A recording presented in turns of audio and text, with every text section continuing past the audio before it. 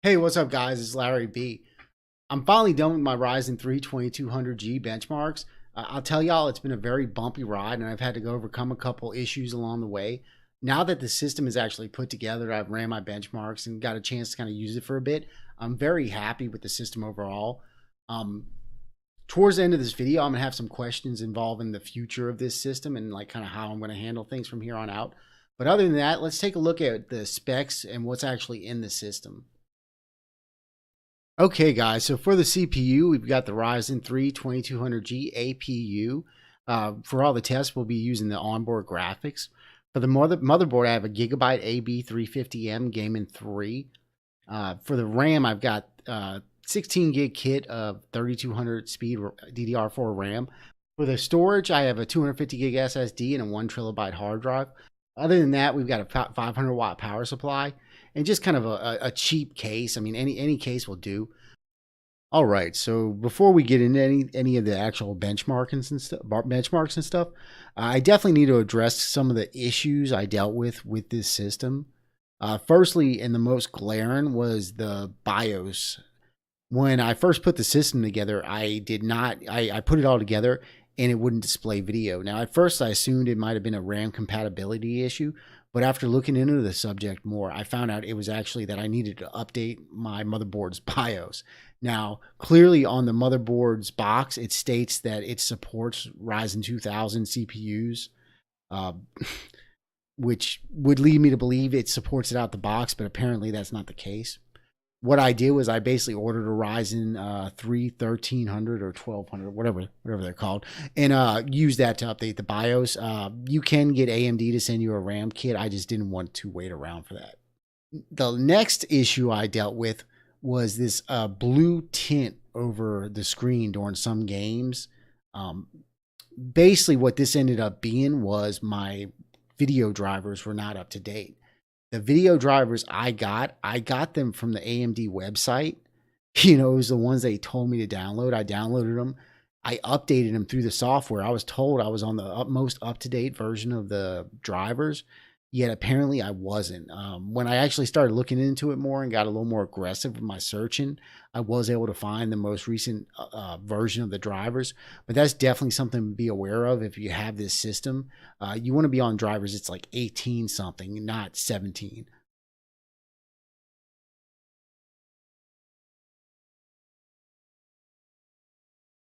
Okay, guys, so for the first game we're benchmarking, it's going to be Civilization 6.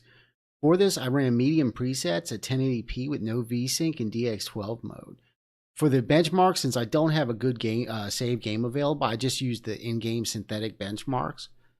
At 8 gigs of system RAM, we saw an average FPS of 41 with a 1% low of 33. When we bumped this up to 16 gigs of system RAM, we saw an average FPS of 42 and a 1% low of 28. We actually see a lower 1% low at 16 gigs compared to 8 gigs. Now, I'm not sure if this is, just maybe specific to this benchmark run. I mean, there's probably some variance there. But overall, I'd say the game played similar at both settings. And for a game like Civilization 6, 40, in the 45 FPS range is perfectly playable for most people. Okay, guys, so for the next game we're going to take a look at, it will be Diablo 3. For the settings I used, I'll post a picture of those up here somewhere. As far as where I tested the game, I stuck to West March, specifically the map in West March Heights, and I ran through the entire map for both benchmarks. Looking at our 8 gig run, we can see our average FPS was 55 and our 1% low was 43. Jumping up to 16 gigs of system RAM, we saw an increase in average FPS to 58 and our 1% low to 44. At both 8 and 16 gig tests, the game was very playable and very enjoyable. I could happily play Diablo 3 at the settings used on this Ryzen 3 2200G APU and be fine with it. Okay, guys, so the next game we're going to take a look at is Far Cry 5. For this game, I had to use 16 by 900 for the resolution. It just really, I couldn't get playable FPS at 1080p settings, even when using low.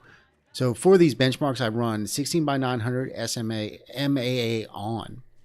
During my playtesting, I did experience some visual glitches in this game. The map in particular, when you'd zoom out on it, you'd have all these little black boxes and stuff that would show up. It wasn't necessarily like game breaking or nothing, but it was annoying. For the benchmark, I started at Jessup Conservatory and used auto drive to go to Lamb of God Church. Okay, so running the Far Cry 5 with 8 gigs of system RAM saw an average FPS of 37. We had a 1% low of 30. Moving up to 16 gigs of RAM, we saw an increase of average FPS to 39, but the 1% low remained at 30. So for Far Cry 5, this is definitely a game that I would suggest avoiding unless you just have to play it.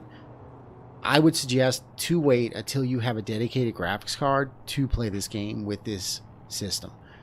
While the game was playable and pretty smooth in all my tests, it just was not a very ideal experience. 16 by 900 looks really bad at 1080p, especially with low settings. I mean, there was some playing around I could do and it got better looking, but in general, I just would not consider this an ideal experience, and you'd be better off waiting until you get like maybe a 1050 Ti or a 1060. I actually did test this game with a 1060 in this system, and I can tell you right now I was running like 70, 80 FPS with high presets. Okay guys, so the last game I benchmarked for this review was GTA 5. Now out of all the games played, this was one that impressed me the most on the Ryzen 3 2200G. For the benchmarks, I ran the settings at 1080p. Custom settings. It was mostly all set to normal with no VSync. For the actual benchmark, I spent about 10 minutes driving around the map in both tests. I started in the same location and tried to drive the same general route. Both runs were done at night. Looking at our benchmark results, we see with 8 gigs of system RAM an average FPS of 63 with a 1% low of 48. Moving up to 16 gigs of system RAM, we saw an average FPS of 68 with a 1% low of 62. I will say that with both 8 and 16 gigs of RAM in the system, GTA 5 ran pretty much perfectly. This was a very ideal playing experience for GTA 5. The game looked great. It played great. And if you wouldn't have told me this was played on an APU, I would have never guessed it. I am very, very impressed with how the Ryzen 3 2200G does with GTA 5 at 1080p. And, I would definitely say that if you buy this system, that this is a game you can go out, pick up, and happily play on the integrated graphics and not miss out on much. Okay, so as far as temperatures went while benchmarking the system, I didn't actually keep track of individual games, but during my benchmark runs, at least on my 8 gig run, the max temperature I hit was 71 Celsius. From what I noticed, it seemed like games like Far Cry 5 seemed to hit the highest, where something like Diablo 3 was maybe running in the upper 50s. But overall, I mean, I didn't feel particularly concerned with the temperatures I was seeing. Now, I will say that this system was ran at stock. I did not overclock anything for these benchmarks. All right, so let's take a look at the noise the system makes. I will say that overall this system is extremely quiet. I mean, you can occasionally hear it ramp up, but I also don't have the side of the case on. So I'd say that if you had the side of the case on, especially a little distance away, you would never hear this thing running. But for the sound the fan actually makes, I did make a video running Heaven 4.0 stress test for about 20 minutes, and then recorded the sound output of the system, and I'll switch y'all to that right now. All right, guys. So what we're going to do now is run a sound test using Heaven 4.0 at the low presets. I find low tends to let the system, spread its legs. So hopefully this gives us a better stress on the CPU and integrated graphics portion of it.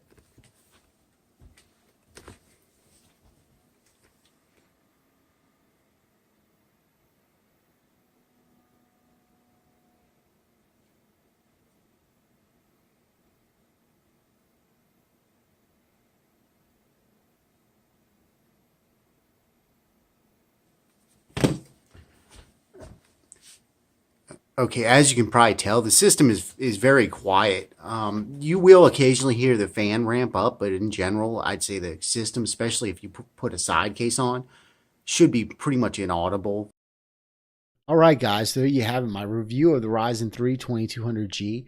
Overall, I'd say I'm very happy and impressed with the system. Its basic window usage is very quick and snappy. As far as gaming off the APU is concerned, I mean, it does really well as long as you stay within its limits. I was very impressed with his GTA 5 results. I wasn't so impressed with how it did with Far Cry 5, though at least it does play Far Cry 5 if you're willing to lower the resolution and settings enough. But overall, I would have no issue suggesting this to people as long as they realize that there's possible issues you have to overcome, such as updating the motherboard BIOS, and make sure to get the most recent video drivers. All right, guys. So that kind of leads me to my question for y'all. As far as this system's concerned, I'm not really sure what I want to do with it. I tend to get attached to hardware. I was planning on reviewing it and then like kind of sending it back to Amazon. Sorry, Amazon. But now that I've got it in my hands, I actually like this system and I want to keep it around. My problem is as much as I'd love to keep the Ryzen 3 2200G, what I really need a system for right now is one to do benchmarks on, specifically for graphics cards. And I don't feel like the Ryzen 3 2200G is the greatest system for doing those kinds of benchmarks on. I think that something like a Ryzen 5 2600 would be a much better option for benchmarking hardware. So I'd like to know what y'all's take on the matter is. You know, do you think I should keep the Ryzen 3 2200G so I can do APUs? Will it invalidate my benchmark results with graphics cards if I use that CPU compared to, say, the Ryzen 5 2600? Leave your comments below and, you know, tell me what you think, and I'll definitely take that into consideration. I've still got a week or two before I have to do any return process. All right, guys, so there you have it. That's my review of the Ryzen 3 2200G.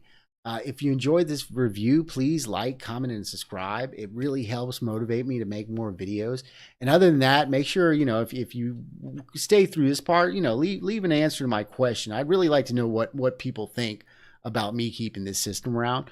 But other than that, that's all I have to say. And thanks for watching. I'll hopefully have another video for y'all next week.